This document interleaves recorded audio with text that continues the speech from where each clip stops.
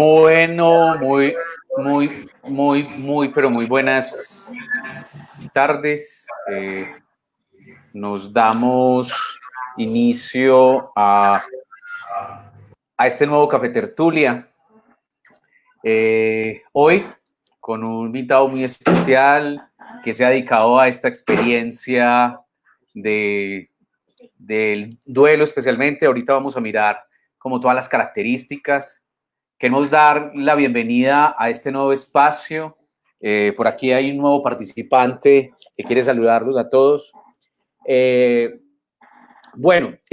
vamos a acercarnos a una reflexión alrededor de lo que tiene que ver con el duelo y también esta connotación en el momento en el que estamos. Hoy nos va a acompañar Sebastián Acosta, que viene dedicándose a toda esta experiencia de acompañamiento. Él es coordinador de la unidad del duelo de la funeraria San Vicente y además de eso es magíster en psicología clínica de la Universidad de San Buenaventura.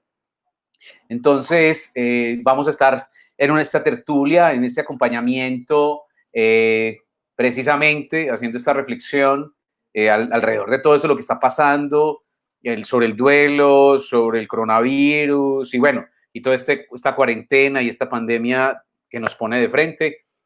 Sebastián, muchas gracias por aceptar la invitación a este espacio que muchas personas lo han visto y lo han sentido como necesario para pensarnos, sentirnos y sobre todo también porque se ha desarrollado como un asunto de acompañamiento. Creo que algunas personas lo han referenciado como, bueno, definitivamente, cuándo van a hacer el Café Tertulia, y lo que hemos encontrado es que realmente ha sido como un espacio también como de apoyo, tanto a los psicólogos, psicoterapeutas, pero también personas, digamos, que no tienen, entre comillas, nada que ver con la psicología. Entonces han sentido como ese acompañamiento a esta experiencia. Sebastián, muchas gracias por aceptar nuestra invitación. Muchas gracias. Eso, ahora sí, es que estaba Sí. No, qué bueno, muy contento de estar aquí, qué bueno. Muy orgulloso pues de que Parinama me invitase. Yo había visto algunos de las sesiones con Ubaldo, con Marta, y muy rico, qué bueno estar aquí. Qué bueno. Sebastián, digamos, cuál es como tu función y como este asunto del acompañamiento en la unidad de duelo? ¿Qué estás haciendo? ¿A qué te dedicas? Contanos un poquito de eso.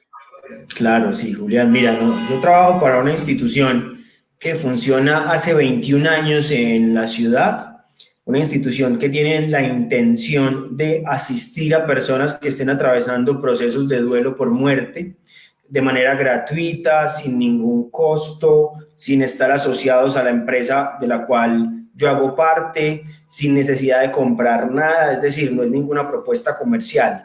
Esta institución, que hace parte pues de todo el programa de responsabilidad social de la funeraria San Vicente, se dedica principalmente a dos funciones básicas. Como les decía, la primera es acompañar a personas que estén en procesos que involucren la muerte y el morir, cuidados al final de la vida, cuidados paliativos, procesos de duelo por diferentes tipos de duelo, todos que tengan que ver por muerte, pero diferentes tipos, y a formar a personas que estén interesadas en aprender sobre el duelo. Todo esto lo llevamos haciendo yo estoy en la unidad de duelo hace ya casi 6 años y la institución lleva 21 años en esta labor.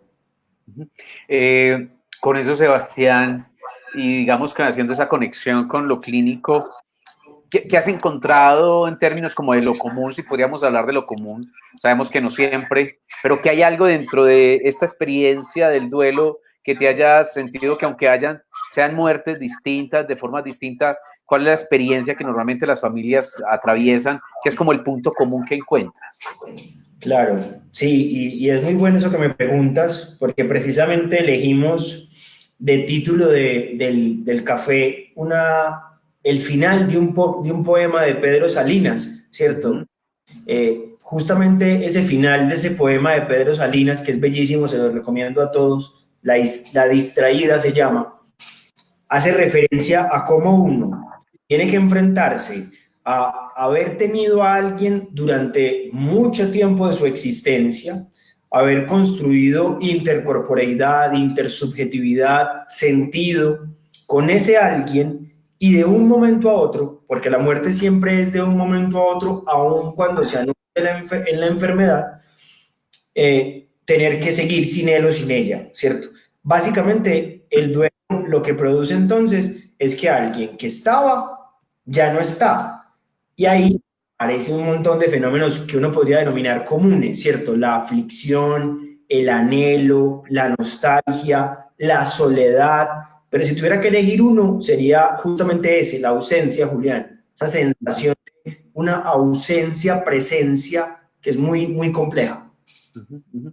Y normalmente cuando la persona o las familias se conectan con esa experiencia, que, ¿cuál es como cómo es la experiencia que esas personas viven con cómo lograr transitar esa ausencia, atender a esa ausencia, pasar por esa ausencia? ¿Qué has encontrado? Sí, mira, cuando uno revisa la literatura, es decir, si uno va a la literatura te va a sugerir, por ejemplo, que esto es un proceso que implica unas fases, en algún momento se habló de fases, ya es muy complejo hablar de fases, Ujú, pasamos a un modelo que hablaba entonces de tareas, de que había que hacer unas cosas, aceptar la realidad de la pérdida, expresar las emociones, aprender a vivir sin el fallecido, continuar viviendo, es decir, una serie de supuestas cosas a las que se llegaba. ujú, Eh, en la actualidad, la comprensión de esta experiencia, Julián, implica cosas muchísimo más complejas. ujú, Por ejemplo, el reconocimiento de horizontes históricos y vivencias muy particulares. Vivencias tan particulares como, por ejemplo, hoy quien fallezca va a tener un ritual funerario limitado. Es decir, va a tener un ritual funerario que no sea igual a otros. ujú. Entonces, eso finalmente es lo que la gente tiene que enfrentar. No procesos descritos o procesos que se supone deben ser, sino circunstancias que se imponen y en esta época con mucha más fuerza, ¿no? Ujú. Vale. Con eso, vos ves que esta experiencia, Sebastián, digamos, de la situación actual de cuarentena, de pandemia, de coronavirus, aún así la persona no haya muerto por coronavirus, eh, ¿sentís que se diferencia mucho, hay mucha distancia de lo que antes de la pandemia se estaba viviendo? Sí, es que hay una cosa muy compleja, ¿cierto? Porque todos hemos asumido que las cosas son siempre como las conocemos, ¿cierto? Somos un poco egoístas en ese sentido, porque se nos olvida la profundidad de los fenómenos, ¿cierto? Los asumimos tal cual los hemos visto desde que existimos. Y, Ujú, por ejemplo, con la muerte, Julián, la muerte ha pasado por un montón de concepciones que son muy difíciles de reconocer porque uno no las vivió, ¿cierto?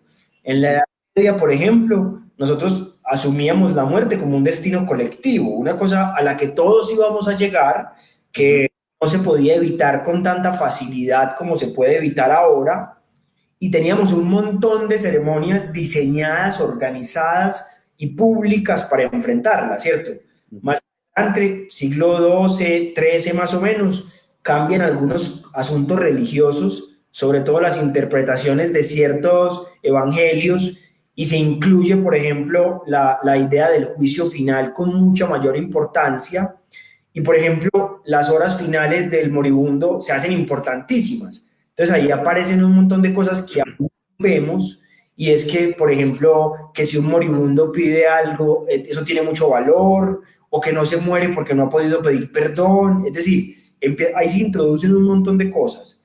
Más adelante, siglo XVIII tal vez, inicios del XVIII, mediados, aparece por primera vez eso que hoy conocemos con tanta fuerza, y es una dramatización de la muerte, con un asunto que pone la muerte en un como en una herida muy honda. Y eso coincide, Julián, por ejemplo, con el hecho de que grandes discursos que sostenían al hombre durante ese tiempo empiezan a partirse, ¿cierto? El discurso ujú. el discurso, por ejemplo, religioso empieza a recibir ciertas dificultades, los discursos filosóficos también empiezan a cuestionarse. Entonces, pensar la muerte solo hoy es muy difícil. La muerte ha tenido todo un desarrollo. Y esta era un momento en que la muerte tenía un carácter hospitalario, ¿cierto? Porque el siglo XIX, el siglo XVIII, de principios del XX, se moría en su casa rodeado de su familia, con el médico que trató toda la vida, se moría como en casa. En cambio, el hombre del XXI se estaba muriendo aislado, ¿cierto? En un hospital, lleno de instrumentos, y el virus, el coronavirus, lo que hizo fue hacer que esa muerte hospitalaria llegara casi que a su nivel más extremo, ¿cierto? A su cosa más profunda. Y eso es muy complicado porque nos cambia todo el panorama de la experiencia de duelo.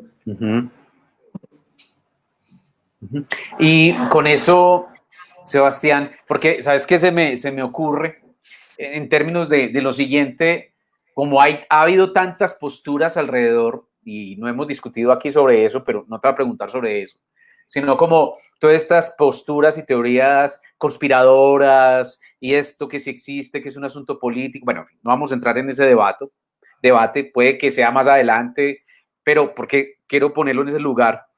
Cuando, entonces la gente, muchas personas han pensado que realmente eso no existe. O sea, que eso es una idea y es un invento. Okay. Ustedes, ahorita te preguntaba antes de entrar en emisión, que habían atendido a pacientes, perdón, familias que habían tenido familiares que mueren por coronavirus, como para decir, bueno, venga que es que no estamos hablando de un asunto realmente no existente, sino que esto realmente existe y está pasando. ¿Cómo ha sido como la experiencia de las familias de encontrarse y toparse con todas las limitaciones que tiene este tipo de ritos actuales, y sobre todo con este asunto del coronavirus? ¿Cuál ha sido el impacto que las familias han recibido de saber que esto sí existe y se murió de esto y nosotros que no creíamos? ¿O cómo ha sido esa experiencia, Sebastián? Me gusta mucho que me preguntes por eso, sobre todo porque me da la posibilidad de decir que esto sí existe, ¿cierto? Esto existe. Mira, en el asunto del duelo, los que han estado y los que hemos estado en duelo, sabemos que perder a un ser querido tiene una connotación y una vivencia de la soledad muy particular. Cuando uno está en duelo, uno está rodeado de una multitud, es decir, hay 200, 100, 50 personas que te han abrazado, te han dicho que te aman, te han dicho que te quieren y que están contigo y que te apoyan, y aún así tú te sientes profundamente solo, porque es la presencia de aquel que no está la que anhelas.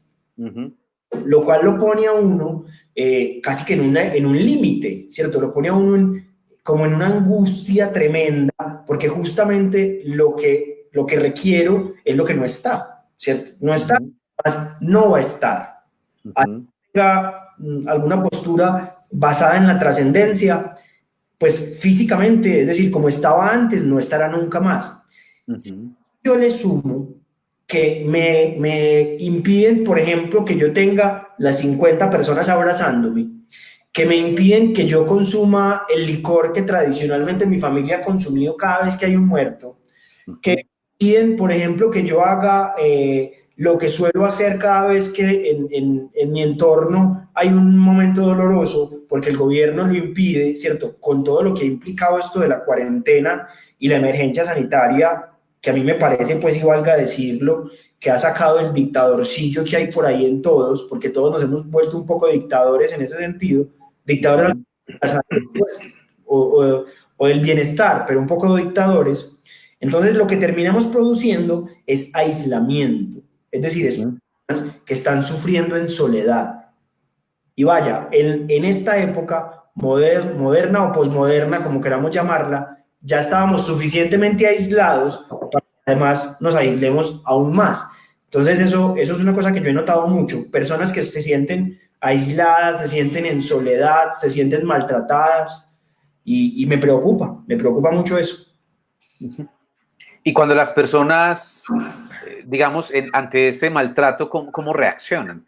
Porque además una cosa es como saber que estoy lidiando con algo que yo no he podido encarnar y no he podido como atender y procesar en lo que sería un duelo, pero si además de eso se le suma el aislamiento y la imposibilidad de estar con los más queridos en ese momento, ¿cómo reaccionan las personas, Julián, Sebastián? eso va de una postura a otra extrema, ¿cierto? Ujú, Muchos virales han estado por ahí en las redes. ujú, eh, la familia en Chocó que se roba a su fallecido, que ujú. entre cuatro salen huyendo con él. Ayer en Cali o en Barranquilla, no estoy seguro, una familia hace un ritual funerario y destapa el cuerpo a pesar de que se le había indicado que no. El presidente de Chile, en medio de una velación, se salta todos los protocolos y obliga a que abran el féretro para él poder observar el cadáver, pues, o cuando menos el cadáver embalado, porque eso era lo que iba a ver. Entonces, mira que mucha gente no tolera esta actitud que el virus nos obliga a tener frente a la muerte. Hay mucha gente que no lo va a tolerar, ¿cierto? Pero hay otra a la que uno le puede ofrecer ciertas alternativas. Ujú, Una responsabilidad de cualquiera que trabaje, no solo en el sector funerario, sino ujú. cualquiera que trabaje con la salud y con las personas. Tenemos que estar en la capacidad de producir alternativas, de promover nuevas maneras. Hombre, tampoco es caer en este peligroso introyecto de los héroes, ¿cierto? Héroes por todos lados. A mí me preocupa mucho los héroes, ¿cierto? Porque cuando uno se queda con Batman, se le olvida que también es Bruce, ¿cierto? Que también perdió a la mamá y el papá y toda esta vaina. O que también existe, Sebastián, discúlpame, el Chapulín Claro, Colorado, sí, claro. el superhéroe americano, que es toda lo contrario a Claro, esos superhéroes. me encanta que uses el Chapulín porque justamente el Chapulín encarna aquel que se sabe débil, es decir, se sabe incapaz, pero asume aquello que lo convoca, ¿cierto? Se parece un poco a Héctor, cuando Héctor sabe que finalmente Aquiles lo va a matar, es decir, es el mejor guerrero de Troya, es el mejor guerrero de Grecia, tú acabas de matar a Patroclo, él te está esperando afuera, te va a matar. Pero Héctor decide salir de la ciudad y enfrentar a ese es el heroísmo que yo quisiera que se instalara, es decir, aquel que se reconoce en debilidad, se cuida y trata de cuidar a los otros, no el sacrificado.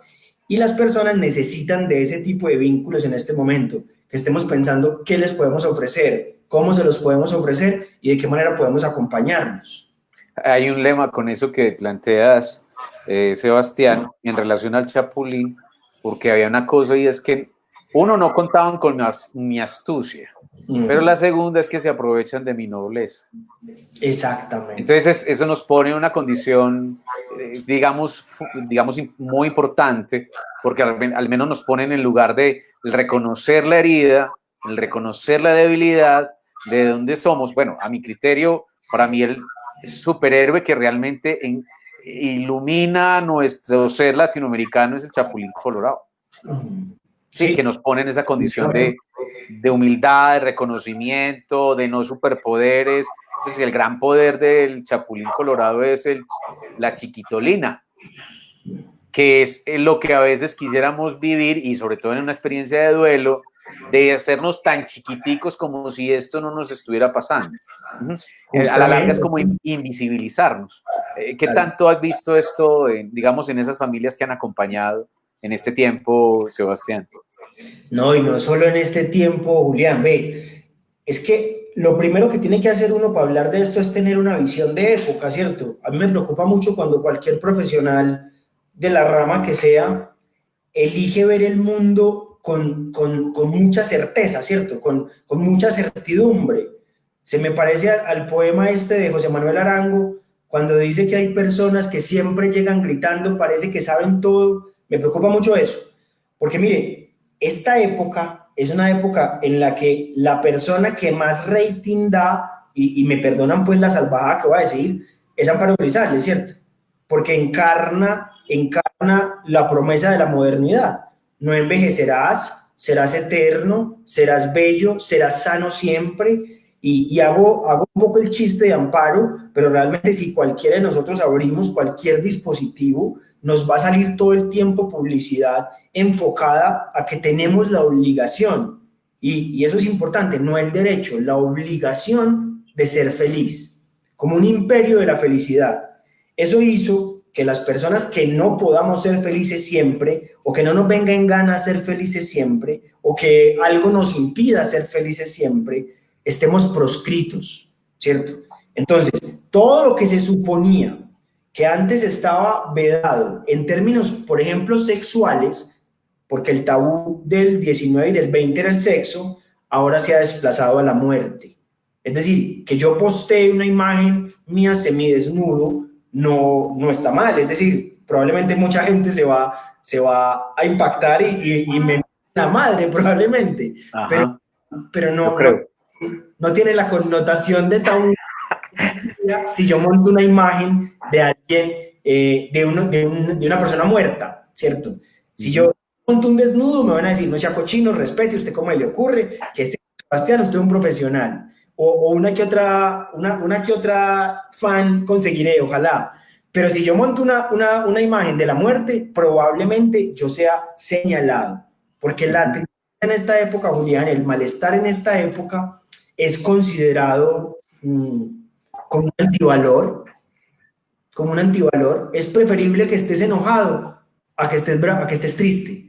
Porque es que los tristes no compran. Claro, claro. Con eso, bueno, por aquí Wilmar Jiménez. Hola Wilmar, ¿cómo estás, hombre? Qué bueno verte por acá. Dice, buenas tardes, una pregunta. ¿Hacen algún tipo de acompañamiento posterior a las familias? Me imagino que posterior a la muerte de COVID bueno, otro tipo, pero digamos, Sí. nos podríamos enfocar. ¿Cómo sería ese proceso de acompañamiento a las familias posteriormente a la muerte? Qué bueno esa pregunta que nos hace Wilmar, porque me permite hablar pues de varias cosas. Miren, la unidad de duelo tiene toda una plataforma diseñada para que las personas que pierden seres queridos puedan acceder a, en primer lugar, psicoorientación sobre el duelo. Todos los sábados a las 10 de la mañana, a través de la página de la funeraria www.funerariasanvicente.com. En la parte de abajo hay una pestañita que dice conferencia institucional y ahí la gente puede ver todos los sábados a un psicólogo hablando de duelo. Si la persona necesita acompañamiento, lo puede solicitar y ahí lo va a recibir. Eso por el lado de las muertes que podríamos denominar pues como más comunes. Si es lo que tiene que ver con COVID específicamente, la mayoría del sector salud ha diseñado como líneas de atención. El Estado tiene la suya, hay organizaciones que tienen voluntariados y nosotros asimismo hemos diseñado todo un programa que está liderado por mi compañera Lisi Castro, que nos encargamos de contactar a las familias, de acompañarlas, de diseñar rituales específicos para ellos que puedan hacer, bien sea en sus casas o de manera virtual en el lugar donde se encuentren. Entonces la respuesta a Wilmar es que sí, tenemos toda una plataforma para eso. Qué bien, qué bueno. Sí, Parinama también tiene un voluntariado que nos ha venido apoyando y de hecho tenemos lista de espera precisamente por la situación en la que estamos. Claro. Sebastián, cuando la experiencia, digamos, con este asunto de lo que pasa con las familias y lo que decíamos ahorita de saber que la gente se encuentra con algo que realmente pensaba que era un invento o era un asunto político o un asunto confabulatorio y se encuentran con esa experiencia de que realmente murió por COVID, ¿cuál es el impacto? ¿Cómo la gente se impacta con esa experiencia? ¿Y cómo ha sido como el acompañamiento que se ha tenido de esa experiencia, sobre todo específicamente de este duelo, con todo lo que implica el protocolo, la distancia, las 5, las 10 personas que permiten? ¿Cómo han visto eso? Porque mira, Julián, nosotros, las personas que trabajamos en el sector funerario y que además amamos hacerlo, tenemos clara una cosa que uno aprende rapidito, y es que el fallecido o la historia del fallecido supera las circunstancias de la muerte. Sí. va más allá de eso. Entonces, si bien la familia pues puede tener alguna afectación porque la muerte ha sido por el virus, asimismo nosotros llevamos años trabajando con familias afectadas porque la muerte fue por suicidio o porque la muerte fue por VIH o porque la muerte fue un asesinato, es decir, un montón de circunstancias que también tienen una suerte de malestar asociado pues socialmente.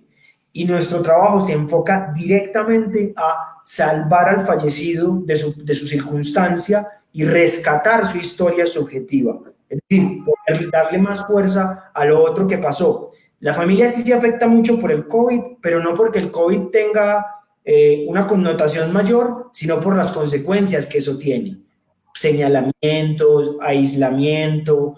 Generalmente el que fallece por el virus estuvo aislado durante unos días, no te permiten observarlo, y en el proceso de duelo es muy importante estar seguro que mi ser querido falleció. Si yo no estoy seguro, si yo no lo veo, no lo toco, no lo huelo, no puedo tener la certeza. Entonces ahí es que se ve la afectación, como en esos detalles. Vale. Sebastián, nos están preguntando, Evelyn nos pregunta el horario el horario donde está el psicólogo haciendo Todos los sábados a psicoorientación. las 10, Evelyn. Vale.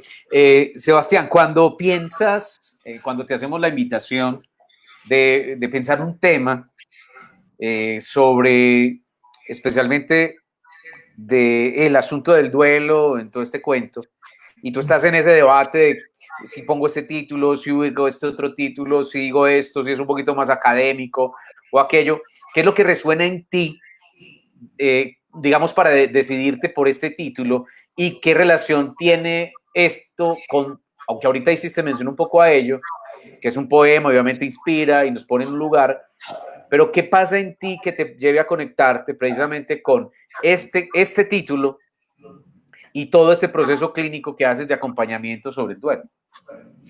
Hombre, muy buena esa pregunta. Sí, como les decía, el título es La distraída de Pedro Salinas.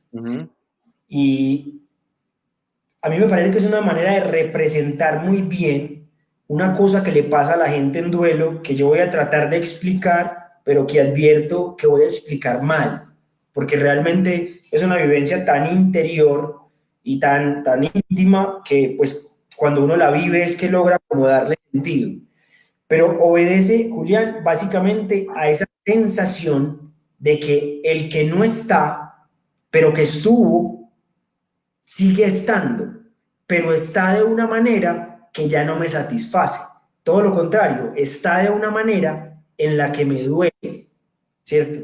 Eso yo lo encontré en Pedro Salinas y lo encontré también en una brasilera, Joanes Leis Lucas de Freitas, una psicóloga humanista existencial brasilera, que también en sus estudios del duelo empezó a darse cuenta como, venga, es que qué es lo que pasa, qué es lo que pasa con la presencia del que fallece, que es una presencia, pero que a la vez es ausencia, que le genera tanto malestar a los que lo sobreviven. Es decir, por qué la persona que está en duelo sabe que el otro está ausente, pero al mismo tiempo lo siente muy presente, pero la presencia que siente es una presencia que le es insuficiente?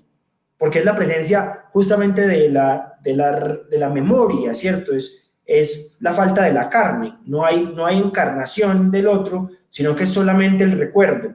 Entonces, por eso elegimos ese fragmento del poema de Salinas, porque yo creo que interpreta un poco, y lo voy a decir más sencillo, interpreta un poco el hecho de que uno se levante un día, después de 20 años de haber dormido con alguien, estire el brazo y fue, la cama está vacía. De que uno se levante un día y prepare café y de manera automática ponga dos pocillos sobre la mesa. Esa es la presencia-ausencia. Esa es la ambigüedad a la que yo quería hacer referencia con este asunto. Cuando dices eso, me lleva a mí a como a preguntarme sobre lo siguiente y es, bueno, listo, ¿cómo las personas en esta situación particular de estar ante una pandemia Sí.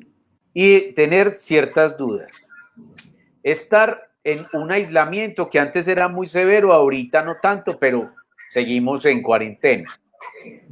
De quédate en casa, sin embargo, algunos momentos puedo salir. Hablábamos la sesión pasada de sálvese el que pueda, que abre una posibilidad nueva.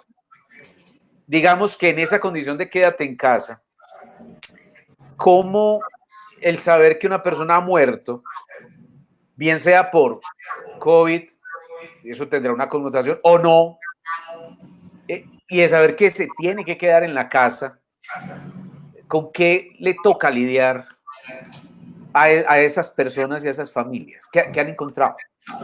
Es una muy buena pregunta, Julián. Vea, el virus, a mí me parece que el virus ha traído un mensaje, pues, y cuando digo eso me lo reclamo a mí mismo porque le hemos dado al virus como una potestad toda rara. Pero bueno, las circunstancias actuales nos han hecho, primero, pues, darnos una seguridad de la que nos sentíamos dueños. ¿Cierto? Es que de los antibióticos para acá, nosotros nos sentíamos con la capacidad de soportar casi que cualquier amenaza. En algún evento funerario en el que estuve, invitaron a un médico que habló sobre la posibilidad de extender la vida, ¿cierto? Sobre la posibilidad de renovación celular y de que la gente o muera muchísimo después o incluso no muera. A mí eso me parece una idea aterradora, pues a mí personalmente, si le preguntan a Juan Sebastián, a mí la eternidad me parece una idea aterradora y aburridísima. Pero si ese señor plantea eso, es porque la época se lo permite. Es porque hay alguien que invierte en eso o alguien que fantasea con eso. Entonces, lo primero que nos quitó la pandemia fue la sensación de seguridad. Y eso evidentemente se ve reflejado en todos nosotros, ¿cierto? En todas las familias, en todas las personas que llegan a nuestro servicio. La otra sensación que perdimos fue la sensación de libertad, ¿cierto? Nosotros teníamos una concepción de ser libre exterior, ¿cierto? Es decir, solo se puede ser libre en la medida de que se va afuera, afuera de mí, ¿cierto? No hay una concepción de libertad como íntima, ¿cierto? No hay una hacia sí mismo. Pues nuestra época no lo alimenta. Es más, yo me atrevería a decir que estaría mal visto. Estaría mal visto alguien que vaya mucho hacia sí mismo, ¿cierto? Y quien será visto como un extraño.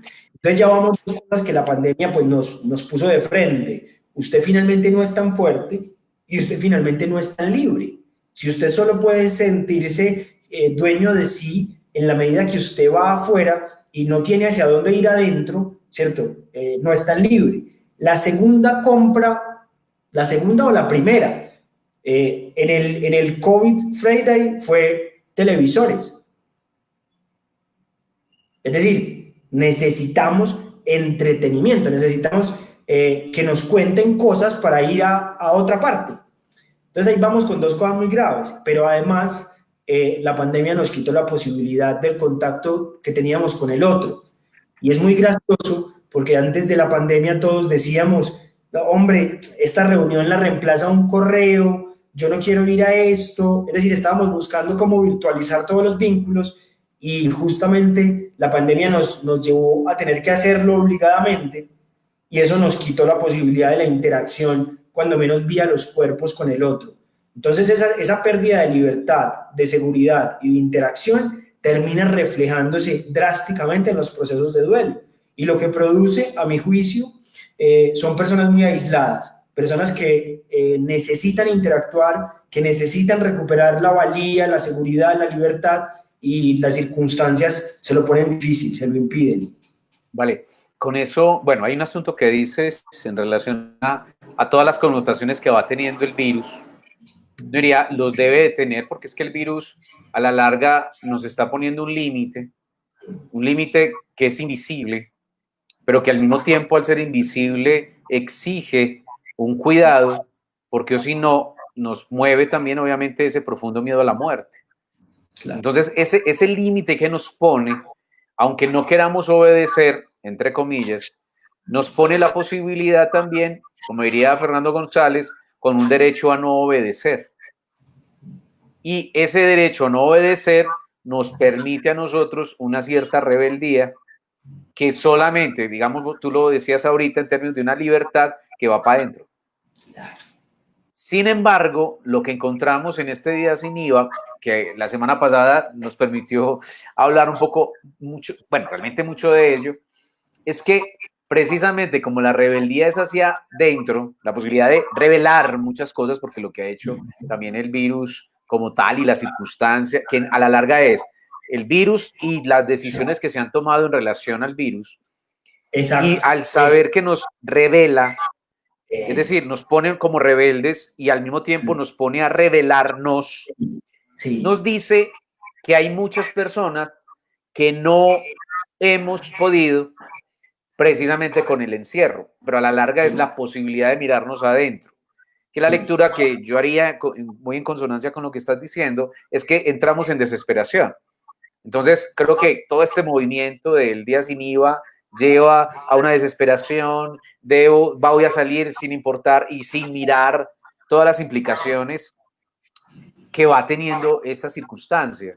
Entonces, claro, es una libertad en la cual pensamos que es que se confunde, digamos, va a decir una palabra que se me confunde en la adolescencia, es como una disposición libertina, pero no comprendemos que nos está poniendo un límite en la posibilidad que yo tengo de asumir esta situación y entro en desesperación, porque creo que es el afuera el que me va a resolver toda esta situación. Entonces, me llama la atención eso que estás diciendo en términos de qué fue la explosión que hubo la semana pasada y además el desastre, porque también eso fue noticia mundial, de tanto cuidado para cagarla de esa manera. Perdón, bueno, se me ha durado ahí como 10 cafetertulias sin decir una cosa de estas, pero porque es precisamente tanto cuidar que además nos ponen en esa situación. Cada momento, cada situación es una oportunidad para cuidarnos. Entonces, mira, ¿qué es eso? Que nos ponen en términos de poder asumir el límite, y en el asumir el límite es, bueno, yo cómo puedo realmente tener una experiencia de libertad. Pero con esto que me haces pensar, y bueno, lo reflexiono en este espacio, pienso en lo siguiente, y con esto que nos preguntaban y te estoy preguntando, y es bueno, entonces, en esa condición de libertad y de saber que es que estoy elaborando un duelo, en esta circunstancia, por lo que a todo mundo le tiene miedo y que además de eso yo puedo estar infectado. ¿Qué ha pasado? ¿Qué has visto durante esas formas de acompañamiento con estas familias? Pues sí. Es que eso, cuando yo decía lo del virus, lo digo porque hemos empezado a construir interpretaciones del virus al servicio del discurso de quien interpreta. Entonces, si yo me llamo, pues yo no sé si puedo decirlo, pero si yo me llamo Daniel Quintero, entonces el virus me faculta para que yo me salte, por ejemplo, como las leyes que impiden que... Pero podríamos decir, yo me llamo Cumbia, como para ponerlo un poquito en lo folclórico. Si yo me llamo Cumbia, si yo me llamo Cumbia, entonces eso me permite que yo me salte las disposiciones jurídicas y que yo, por ejemplo, capte datos y capte información de los ciudadanos, porque es que hay una cosa que se llama el virus que me faculta para eso. O si yo me llamo otro nombre cualquiera, entonces el virus me faculta a que yo coja un megáfono y vaya por toda la ciudad infantilizando a aquel que es ciudadano, diciéndole cómo es que debe ejercer su vida. A mí eso me preocupa y no voy en contra de las medidas de autocuidado, los cercos epidemiológicos, la distancia social, lo que los epidemiólogos nos han enseñado estos últimos meses, yo creo que es valiosísimo. Pero cuando yo hablo de las interpretaciones del virus es porque me preocupa aquel que se apropia de la circunstancia y la administra, porque entonces la circunstancia queda a su servicio. Y efectivamente, sí, yo creo que la gente, Julián, ha empezado a buscar las maneras de enfrentar esto. Yo no quiero emitir juicios de valor sobre nadie, porque haciendo una tarea juiciosa y sensibilizándome, yo me he dado cuenta que hay gente que simplemente no puede cumplir las disposiciones jurídicas. Es que en Colombia, por ejemplo, no tenemos garantizado un ingreso básico ni en servicios públicos, ni en alimento. Entonces yo no me puedo aislar si tengo hambre, ¿cierto? El aislamiento es un privilegio y eso hay que tener una claridad con eso. El aislamiento es un privilegio que tenemos algunos, del cual no todos pueden disfrutar. Y entonces esta sensación de libertad y esta sensación de seguridad vulnerada nos afecta a aquellos que la tuvimos, pero hay gente que no. Es decir, hay rangos poblacionales a los que la sensación de angustia y de encerramiento, el virus se la puso a la enésima potencia. Pues a mí me preocupa, en términos psíquicos, me preocupa lo que produzca eso, porque si esto va a durar 1 o 2 años, como se supone parece, me preocupa las consecuencias psíquicas que eso genere para aquel que no tiene el privilegio. Vale, y ponerlo en esa situación de saber que entonces una familia, independientemente, digamos, de su, digamos, condición económica, vive la experiencia de muerte de uno de sus familiares por COVID. ¿Cómo se acelera, se evidencia, se acelera esta experiencia de libertad y esta experiencia de confrontación que, digamos, su familia y uno de sus familiares termina siendo víctima de un virus invisible? ¿Cómo, digamos, transita esta familia ese duelo? Precisamente por eso. Mira, las personas que pierden seres queridos por virus están perdiendo fundamentalmente a su ser querido y están perdiendo el apoyo emocional del entorno, porque la pandemia se lo inhibe. Entonces, nosotros estamos intentando, y cuando digo nosotros somos todos nosotros, incluyendo los que nos están viendo, estamos intentando virtualizar, ¿cierto? Pero si algo hemos aprendido de modelos psicoanalíticos o analíticos, es que el sustituto nunca será suficiente. El sustituto tenderá a caerse, porque es que justamente es un sustituto, y la virtualidad es un sustituto de la realidad. Entonces la familia se enfrenta a esto y nosotros ofrecemos unos sustitutos, pero definitivamente la mejor manera para que una persona sienta que sigue siendo libre, que sigue teniendo apoyo social, que sigue teniendo vínculos, es tomar decisiones. Es decir, en términos de rituales funerarios, yo puedo tomar una decisión, yo puedo ejecutar una ritualización, por ejemplo, de carácter íntima o privada que me permita honrar a mi ser querido. Y en términos de la libertad, en términos, por ejemplo, del apoyo mutuo como del apoyo social, yo puedo apelar a otros mecanismos. ¿Qué hemos hecho nosotros? Les hemos propuesto construir piezas gráficas para que puedan ponerlas en sus redes sociales, porque investigaciones que hemos hecho entre la universidad y la unidad de duelo, hemos encontrado que la persona puede recibir algo parecido al apoyo mutuo a través de la web 2.0. Hemos ofrecido alternativas de ritualización íntima, cosas que se venían haciendo hace N.000 años y que la gente suspendió porque empezaron a hacer otra cosa. Construcción de altares o de memorialización, construcción de álbumes, cartas, rincón de los recuerdos, es decir, un montón de actividades que la gente puede realizar para honrar a su ser querido. Entonces, si uno decide y si uno se permite la expresión del dolor, tal vez esté más acompañado y sea más libre.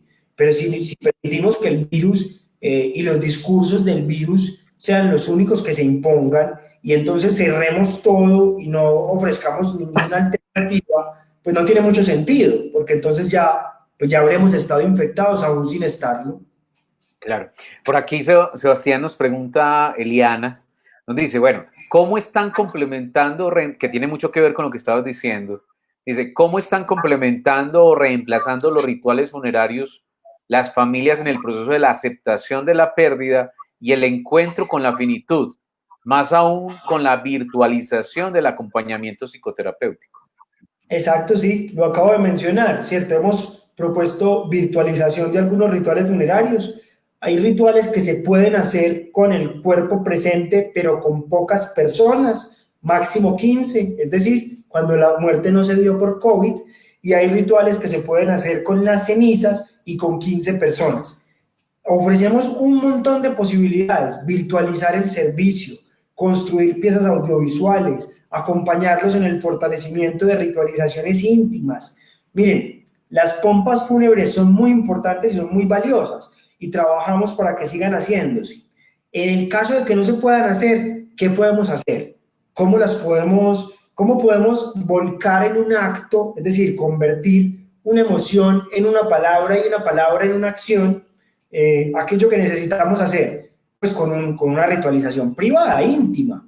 Yo no sé si ustedes, los que nos están escuchando y su merced Julián, por ejemplo, yo me acuerdo que las abuelas colgaban una foto del fallecido en cierta parte de la casa y le ponían una velita. Por ahí hay un cuento de Gabriel García Márquez incluso sobre eso, ¿cierto? Alguien desordena esta rosa, se llama el cuento. Entonces pone el cuadro y una vela y le reza una oración. O uno pone un montón de elementos significativos del ser querido y cada vez que pasa por ahí hace una rememora, como que rememora aquello que era significativo. O uno le escribe una carta. Es decir, alternativas hay. Lo que pasa es que tenemos que tener pues como ese compromiso de acompañar a las personas para que las puedan desarrollar. Vale. Con esto, bueno, aquí hay una, y lo conecto, a la hora del proceso psicoterapéutico, digamos, listo, ese es el ritual. Y a la hora del acompañamiento psicoterapéutico en la virtualización, digamos, ¿qué estrategias? Además se conecta con una pregunta que Sandra Quintero, hola Sandra, nos pregunta y te pregunta directamente, dice, bueno, Sebastián, ¿qué recomiendas a los psicólogos para acompañar el proceso de duelo ante esta realidad? Entonces, lo conecto frente a lo que está sucediendo, las maneras nuevas digamos, de los rituales y este asunto del acompañamiento psicoterapéutico a sus familias, familiares. ¿Qué recomendaciones das y cómo se ha venido, o yo diría antes de eso, es cómo ha venido cambiando ese proceso? Porque la virtualización nos pone en una situación distinta en el acompañar. Ahorita mencionabas, no, digamos que el sustituto no es suficiente, sin embargo es la realidad, es la situación actual más bien. Y en este caso, ¿qué podrías empezar a recomendar a psicólogos que están haciendo acompañamiento de duelo, desde los voluntariados, desde desde las distintas maneras del acompañar clínico?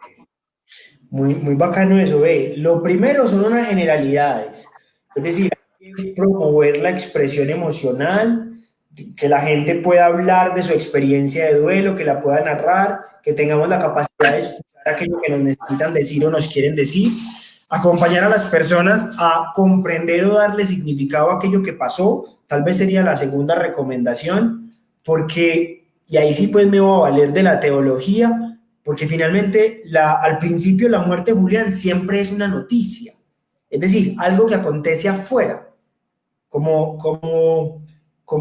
la pintura, ¿cierto? Como la pintura esta de vida y muerte, en donde la muerte está afuera siempre y adentro está la vida, pues unida, abrazada y feliz, como la pintura de Klimt, ¿cierto? Como una muerte acechante. Eso es lo primero que hay que acompañar a la gente a entender, que finalmente la muerte no es una muerte acechante, ni es una entelequia, ni una fantasmagoría que llega a interrumpir algo, no. Finalmente es la misma línea. Entonces la gente en el proceso de duelo termina entendiendo esto de la finitud que nos habla también Eliana. Y ya en términos más precisos, la psicoorientación o la telesalud hace que, por ejemplo, el psicólogo tenga que tener una presencia muchísimo más esforzada, ¿cierto? Esto que trabajamos los psicólogos humanistas existenciales de proximidad y presencia en la telesalud tiene que ser, hay que poner un esfuerzo mayor, hay que revelarle al otro incluso más datos de uno de lo acostumbrado. ¿A qué me refiero? Mire, si la llamada se cuelga, yo voy a ser el que lo va a volver a llamar, no se preocupe. O mire, en el espacio en el que yo estoy, nadie va a escuchar lo que usted está diciendo. Es empezar a revelar un montón de información que antes se da que en la presencialidad se da por sabida, pero que aquí nos toca contarle, porque como estamos justamente en la distancia, tiene uno que hacer esos esfuerzos. En términos generales, yo creo que recomendaría eso y formarse, ¿cierto? Formarse. A los psicólogos, muy charro, porque para todo. ¿cierto? Como que debemos saber de todo. Y no, puede que no, yo trabajo duelo hace 6 años, pero por ejemplo yo no sé nada o casi nada de duelo perinatal. Hay un compañero o una compañera que seguro sí ha estudiado eso. Entonces le daría mucha fuerza a la formación, ¿cierto? A entender esto de la finitud y de la posibilidad entre todas las posibilidades con mucha rigurosidad. Hay una cosa, bueno, no sé, lo voy a decir de esta manera, y de pronto podrías estar un poco en desacuerdo, pero creo que podría, yo lo veo como un complemento a eso que acabas de decir, y tiene que ver con lo siguiente. Pues, obviamente como por la experiencia que yo vengo haciendo, ahorita te decía al inicio que yo no era muy, no estaba muy dispuesto a estos espacios virtuales y a estos escenarios y la virtualidad. Es más, yo venía en un proceso de distanciamiento de las sesiones virtuales y menos espacios como estos por aquello de la importancia de la presencia. Sin embargo, esto me ha puesto en un lugar distinto y de una de las grandes o de las cosas bonitas que he encontrado y es como ir revelando una nueva presencia. Sí. Con esto que acabas de decir, como del esfuerzo de poder ayudarle al paciente, creo que es un asunto de aclarar, claro, como un esfuerzo de, Sí, ven, yo te aclaro, yo te estoy escuchando, yo estoy aquí, nadie va a escucharte, yo te garantizo la intimidad, yo te cuido, si se cae la llamada, yo te llamo, etcétera, que me parece muy bien. Sin embargo, lo que quiero precisar es sobre el esfuerzo, que en este caso hay una bonita, quizás exigencia, o yo diría, en vez de exigencia, apertura, que en la medida de que haya una mayor apertura como a recibir todo ese sufrimiento y esa experiencia extraordinaria que vive cada familia, más allá de hacer el esfuerzo, como tener la apertura suficiente de ir recibiendo ese dolor, esa situación, esa, esa situación extraordinaria que trasciende una realidad y nos pone una realidad. De hecho, hay una pausa de realidad que la gente cree que eso es mentiras hasta que ve el cuerpo, por eso lo que decías ahorita, que me parece muy preciso, muy valioso. Entonces, o cambiamos el asunto del esfuerzo o al contrario, acompañamos la disposición. Entonces, una de las cosas que a mí me ha ayudado mucho en estas formas de acompañar ha sido más bien como la apertura, de estar como más abierta a una nueva situación, a una situación extraordinaria y simplemente ir dejando que la experiencia misma vaya llegando como ella misma llega. Eso, claro. obviamente, hay un nivel de exigencia de lograr tener como la precisión de que aquellas cosas que van llegando sean como van llegando. Ahorita decías una cosa en relación a no a poner la situación en términos de la interpretación de qué interpreta, sino más bien dejar que la interpretación y el sufrimiento de quien está sufriendo vaya llegando como vaya siendo su experiencia de sufrimiento. Y creo que eso va a ser clave porque eso nos va a ayudar como a no sobreesforzarnos, sino podernos a recibir esa situación que a la larga es lo que tiene que ver con un principio de empatía. ¿Sí? Claro. Entonces creo que también eso, y no lo veo como opuesto, sino más bien como un ejercicio de complementar, porque con seguridad hay momentos donde hay que precisar muchas cosas, pero también otro donde simplemente estamos recibiendo esa experiencia y así, porque también ese sobreesfuerzo nos puede llevar a una atención, un estrés más allá de lo que implica este asunto de recepción, y ya la recepción en sí misma tiene su exigencia. Bueno, no sé qué Sí, piensas de eso. no, y yo creo que pues finalmente tiene que ver con, como con la clínica que cada uno va construyendo. Pero hay una que, por ejemplo, pasa, y es que en este momento, por ejemplo, su merced y yo no nos estamos viendo los pies. Y yo puedo estar moviendo mis pies inquietamente y su merced no lo está viendo. Entonces, por ejemplo, a veces a eso me refiero yo con el esfuerzo, con que tiene uno que darle, por ejemplo, mucha atención a cosas que antes complementaba con otra cosa. Por ejemplo, una experiencia de aflicción. Entonces, uno antes tenía el llanto de la persona, tenía el sonido de su sollozar y tenía pues como la presencialidad para ver eso. Ahora uno en la videollamada puede que no vea la lágrima.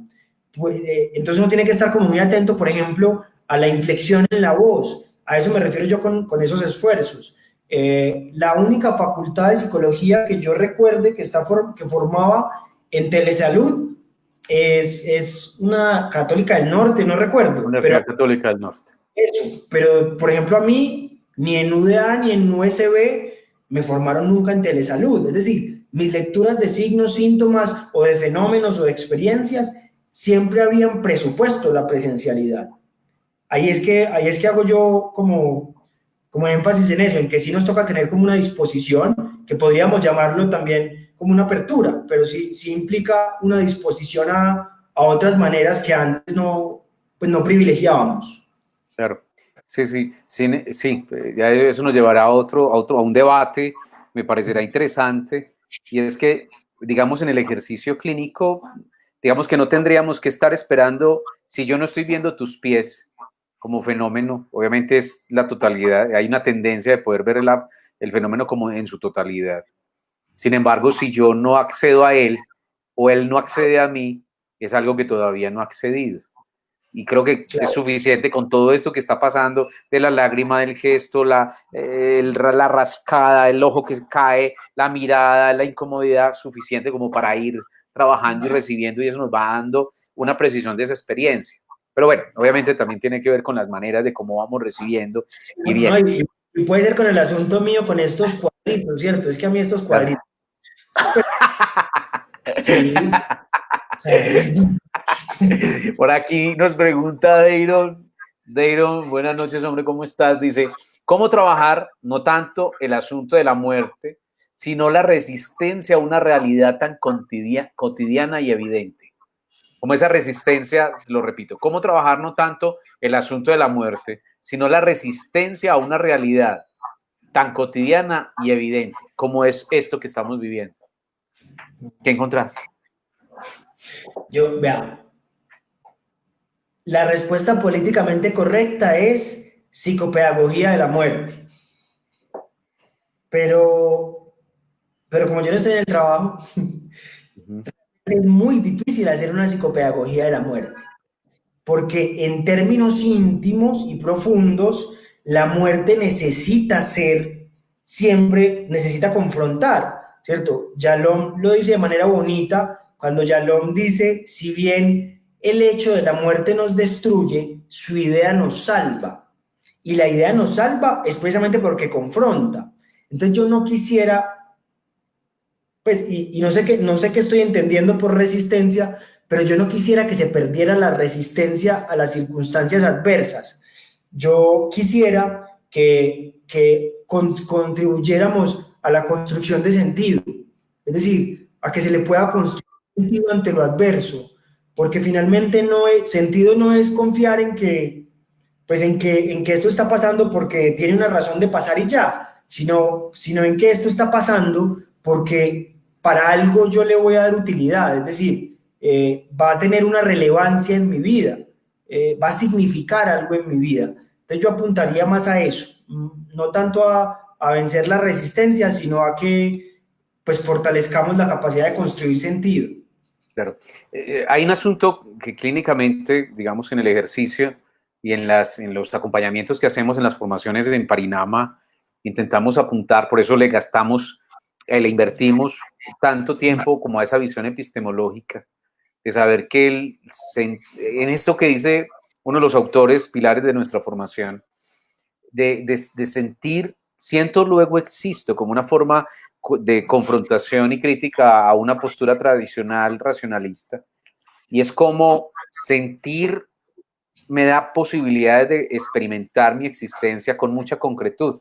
Aquí trabajando, o al menos como atendiendo un poquito a la pregunta de Aaron, y es precisamente una de las maneras de trabajar, leyendo un poco la noción de resistencia a la cotidianidad, es que cómo siento esta resistencia, cómo siento esta adversidad, cómo siento esta cotidianidad que me limita a salir, cómo siento esta situación que es evidente de que este se murió o de que otros están muriendo y las cifras, y es como voy sintiendo, es de volver a la experiencia.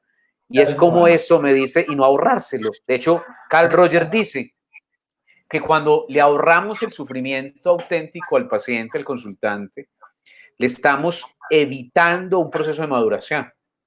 Entonces, tal en ese cual. caso es ayudarle al paciente, y creo que con eso que decías de psicopedagogía, digamos que entre de las tareas de la clínica podríamos decir precisamente que esa fase educativa, decir que es que estamos pasando por una situación y en muchos momentos diríamos, aunque la situación sea adversa, bien afortunado ha sido que esté viviendo lo que está viviendo y que no lo Sí. esté evadiendo.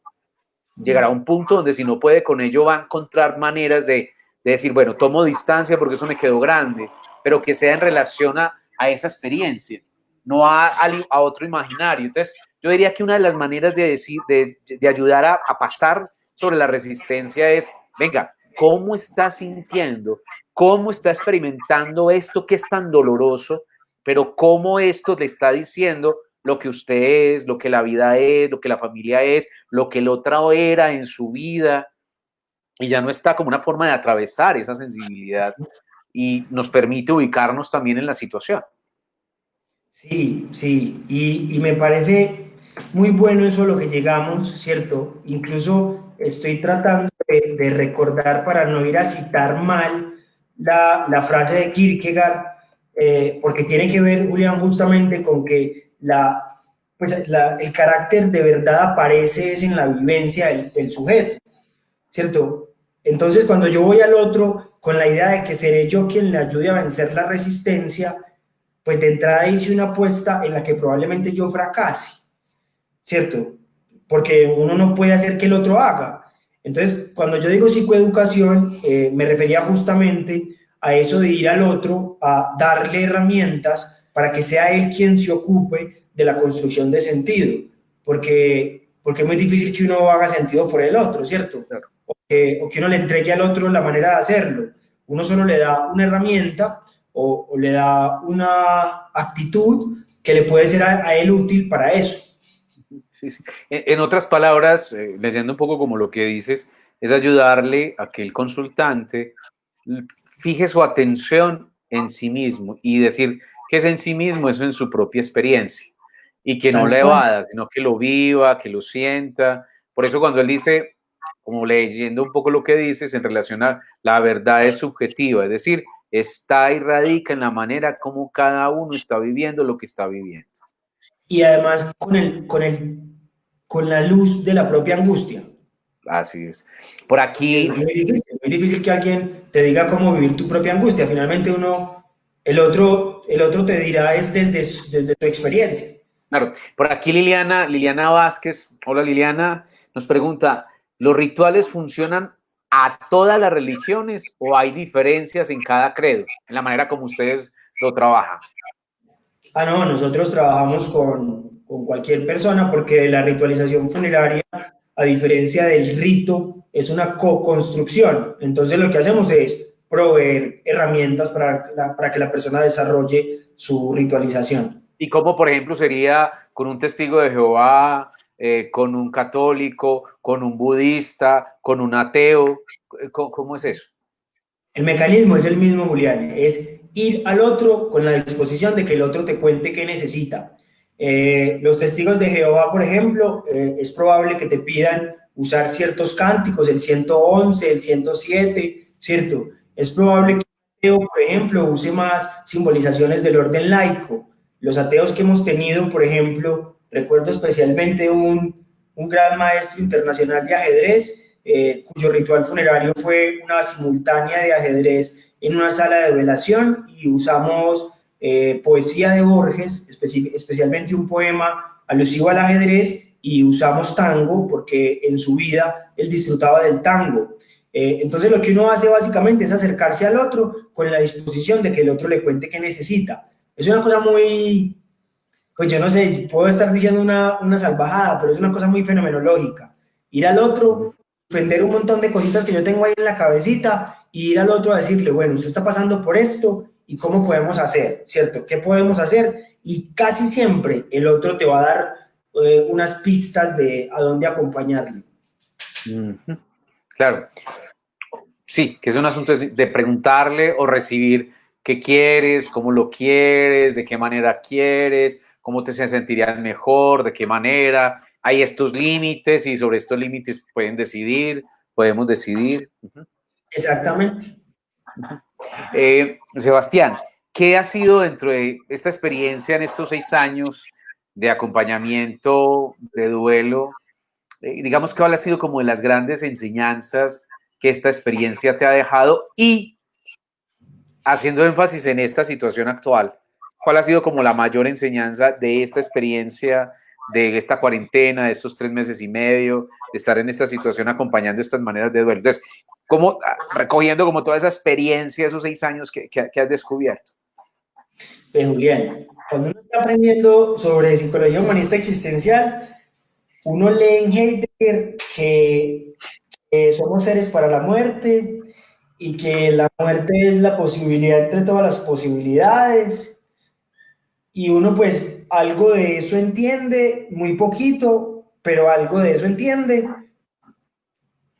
Pero es muy diferente cuando todos los días llegas a un espacio donde esa posibilidad se hizo real. Es decir, todas las mañanas, cuando yo salgo de mi casa, salgo a verificar la muerte que me habita. Es decir, no tengo muchas posibilidades de huir, ¿cierto? Creo que eso es de las cosas más impactantes de esta labor. Y en términos de aprendizaje, yo he aprendido de este trabajo y de esta época, que los seres humanos, Julián, tenemos una capacidad de hacer cosas tan horribles, tan malas, tan dolorosas, pero tan buenas, bellas, ¿cierto? Yo he acompañado rituales funerarios y experiencias de duelo tan disímiles como Chapecoense, la tragedia chapecoense, cámaras, reflejos, ruido, televisión, como rituales funerarios de habitantes de calle, en que yo llego a la sala y solo está una señora que me dice: venga, yo le muestro a mi niña, me la dejaron tan linda, y que yo sea el único que durante las 4 horas que le regalan la visite y vea el cadáver de su nieta asesinada. Entonces me he encontrado con el horror, con el asesinato, con lo que no se puede nombrar y que no logro nombrar, pero al mismo tiempo me he encontrado con la bondad, con el cariño. Entonces, si nos ponemos radicales, creo que me he encontrado con una potencialidad del ser humano que me hace sentir como muy, como muy feliz y muy triste al mismo. Sí, es paradójico. Sí, sí, sí. Y además porque, por lo que leo, y lo que acabas de compartir, es básicamente como ese asunto de estar todo el tiempo testimoniando que la muerte existe, que ha tocado una familia, que te toca, que hay unas que te tocan más, precisamente porque te llegan desde la rabia o desde la sensibilidad, desde el amor, y de saber que eso que cuando estaba citando a Heidegger, de él aún no, digamos que a todos los existentes decimos todavía aún no, pero en este caso es aún, no el aún no, sino ya sí. Ya Que, sí, que ni ya. siquiera ellos son, pues, no tienen la posibilidad realmente de pronunciar, sino que el aún sí, y en este caso ya sí pasó. Y eso obviamente toca el alma y obviamente por las cosas complejas que así, sabes que yo con esto, ayer estaba acompañando, alguien me pidió que hablara algo del ser padre y todo lo que es el acompañar en ese proceso de nacimiento. Y yo descubría y les decía y les compartía algo en relación a de esa experiencia de la maternidad y la paternidad muestra los estados de salud de una sociedad y de qué tantas posibilidades hay en salud y pone en evidencia todo eso. Y Claro, diría que paradójicamente la muerte también, porque muestra definitivamente. en los estados de salud que permiten o posibilitan ese tipo de situaciones.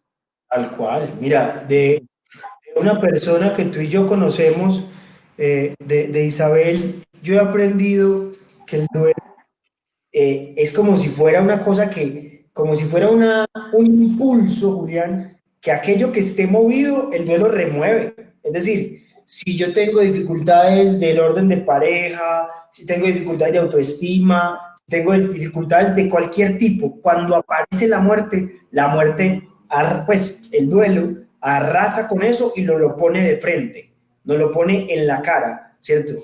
Y yo creo que ahí me puedo con esa frase tan bonita que él dice que la muerte del otro nos revela como la posibilidad de nuestro propio fallecimiento. Entonces, claro, imagínate, el otro se muere, eso me hace inevitable que yo sienta la muerte cerquita, porque la siento próxima, y ahí mismo me aparecen todos los conflictos a los que yo he huido, de los que no me he hecho cargo, todas mis inautenticidades. Entonces, eso es lo complejo de este asunto.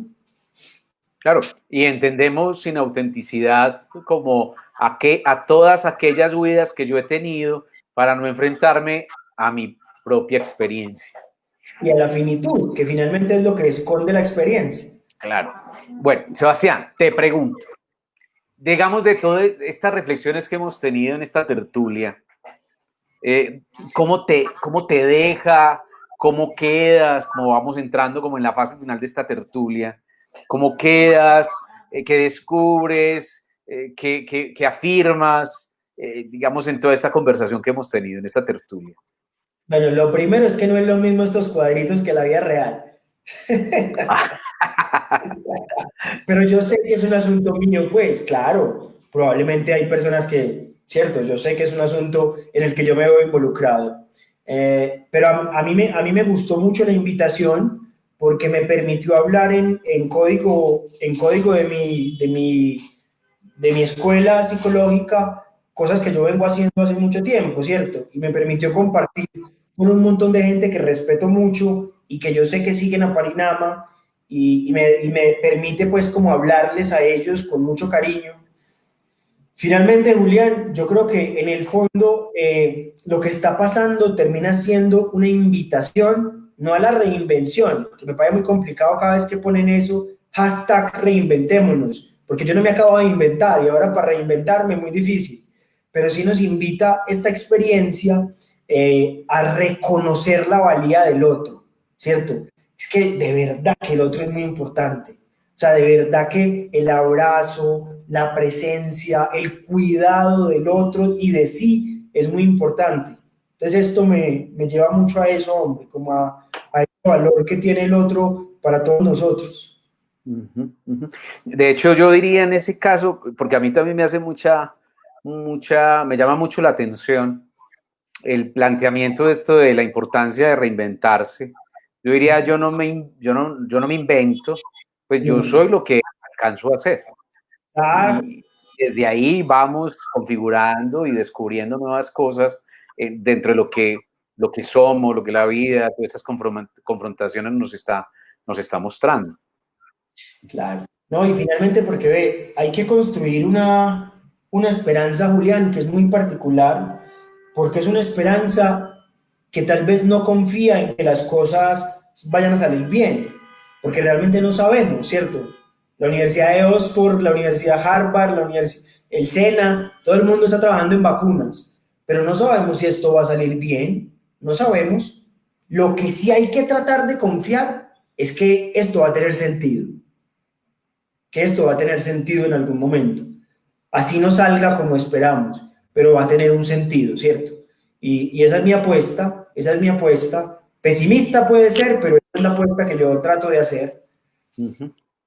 Yo apuntaría ahí en términos no tanto del pesimismo, sino cómo ayudar en este asunto de cómo podemos, en esta situación, antes de que muchas cosas se aclaren, o de que caiga la pelota y la manzana, es cómo vamos descubriendo sentido, porque para cada uno va teniendo un sentido distinto, y cómo podemos ir ayudando a que, digamos, como psicoterapeutas o como cotidianidad, podemos intentar ayudar a que vamos descubriendo sentido en esta situación límite, que es la manera de Claro, cómo tú decías ahorita y que me parece muy preciso en términos de cómo descubro esta realidad en el interior, esta libertad de interioridad y cómo voy descubriendo y ahí vamos ayudando al otro que aunque no ha visto, o de pronto solo se ha quedado en un lugar, ahorita Deiro lo nombraba como la resistencia, es que lo vea un poco más allá, esa noción de trascendencia, diga, vea, eso tendrá un sentido.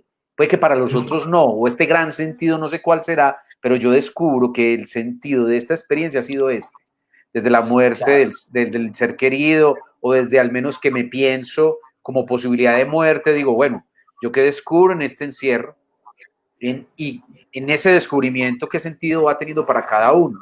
En otras palabras, yo pienso la noción del sentido como la invitación que esta experiencia con mi familia, con mi pareja, con la familia extensa, con los hijos o en la soledad, yo voy descubriendo qué invitación me está haciendo. Y cuando descubro esa invitación, vamos descubriendo que tiene sentido. Tal cual, tal cual. Yo también creo que tiene que ver con una construcción íntima de un relato que dé cuenta de la vivencia de lo que está aconteciendo, ¿cierto? Lo que pasa es que como nos han privado de lo exterior, entonces pues hemos elegido relatos diferentes, pero ojalá esto sirva para que construyamos discursos interiores, es decir, para que podamos ir hacia el interior y pensar un poco el significado que esto está teniendo para nosotros, que creo que finalmente es lo único que importa, es el único que importa. Por ahí las neurociencias, Julián, han terminado diciéndonos que no recordamos lo que fue, sino cómo nos sentimos cuando fue. Es decir, que finalmente no recordamos un hecho histórico, sino una vivencia experiencial. Y para que vean, la neurociencia se está acercando al humanismo existencial. Entonces yo creo que por ahí iría yo a la cosa. Claro. Por aquí, bueno, ya estamos cerrando, pero por aquí nos hacen la última pregunta. Sandra Quintero nos hace esta pregunta y es, ¿qué hacer cuando alguien que yo amo tiene COVID y no sé si se va a volver, no sé si va a volver? ¿Cómo enfrentar esa posibilidad? Hay un movimiento muy bonito que empezó en España y nosotros hemos tratado de introducirlo de manera indirecta porque no hacemos parte directa de las instituciones hospitalarias, y es que algunos hospitales en Barcelona designaron enfermeras para que las personas que estaban aisladas pudieran hacer teleconferencias o llamadas con su familia afuera. Dolorosísimo y profundamente trágico, pero es una alternativa.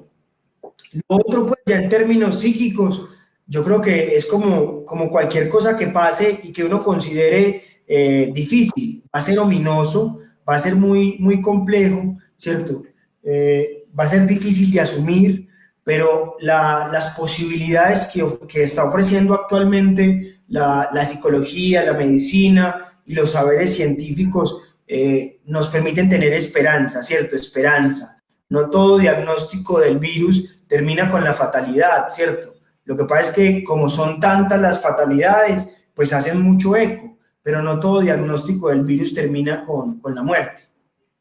Exactamente. Pero sin embargo, Sandra, sí se puede recomendar algo, si quieres recomendar algo, que Sandra nos está preguntando que si se puede recomendar algo. Claro, en este asunto es para plantear que es que el COVID como tal nos pone de frente a un límite y es a una posibilidad. Y esa posibilidad es la muerte. Sin embargo, contamos con la vida. Mientras nos llegue la muerte, con ese asunto del aún no, tendremos la vida.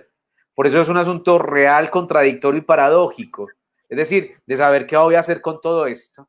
Y con eso que acabas de decir, y la pregunta que nos hace Sandra, entonces es, ¿qué nos está diciendo realmente esta realidad de saber que una persona que amo profundamente está viviendo esta enfermedad, que ya no se lo inventó, sino que realmente está y lo vive, y etcétera? ¿Qué nos va diciendo en términos de cómo podemos transformarme o cómo puedo atender el sentido que va teniendo esto que está ocurriendo y cómo poder acompañar mejor? ¿Cierto? Que es como ponernos de frente a esa experiencia de cómo esa posibilidad, cómo enfrentar y cómo mejor acompañar a esas familias que no pueden tener, y por ejemplo la llamada, pero al mismo tiempo que van descubriendo en términos de lo valioso, de sentido, de lo inconcluso, en lo que no han resuelto, lo que no han atendido y que realmente se ocupe. ¿Sí?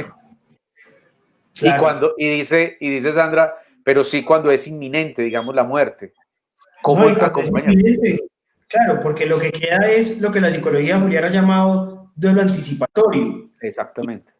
Hay que hacer una claridad y es que hacer anticipación no nos priva de la experiencia cuando ocurra. Es decir, haremos trabajo anticipatorio que incluye no dejar nada sin decir, no dejar pendientes, tratar de simbolizar actos biográficos que no hayan sido integrados, es decir, un montón de elementos que lo anticipatorio trae, pero eso no nos va a salvar y además no tendría por qué salvarnos del dolor que tiene perder a un ser querido. Ninguno de los actos previos que uno haga tendría por qué evitar el dolor. Hombre, mejorará o tendrá un mejor pronóstico el proceso de duelo, tal vez, pero nadie nos puede salvar, ni nada nos puede salvar del dolor que implica perder aquello o aquel que es irreemplazable.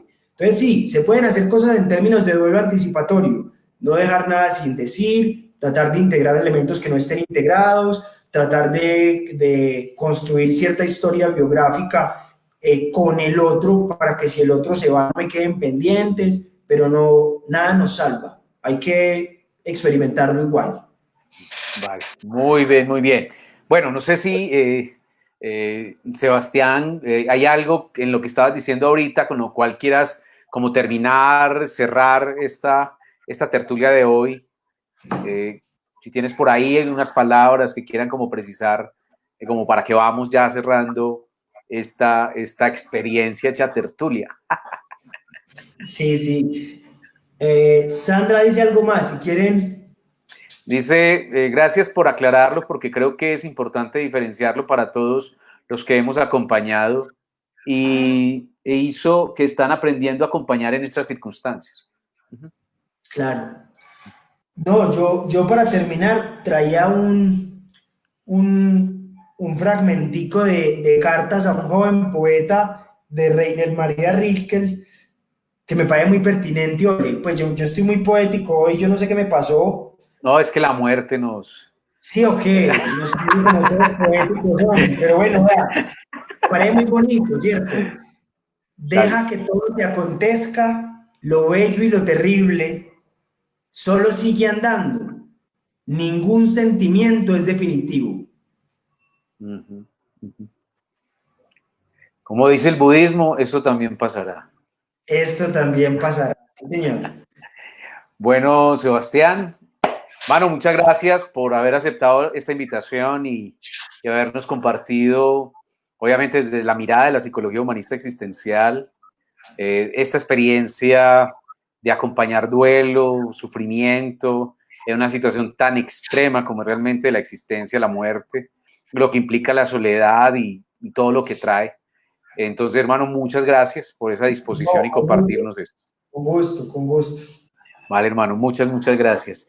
Bueno, también le doy las gracias y aquí nos están saludando muchas personas, quienes quieran acercarse también a los comentarios y sugerencias. Aquí queda también en el video que queda montado y quienes necesiten conectarlo y compartirlo.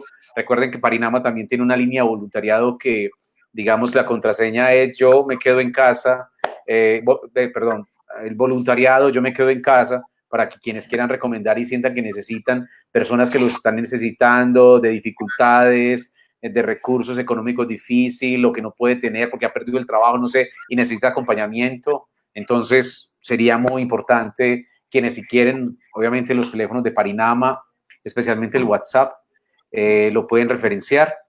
Y también en todas estas líneas que están apareciendo como solidarias, donde muchos han dicho realmente este es un tiempo de las ciencias sociales humanas, muy importante también, que van a ayudar a hacer este acompañamiento.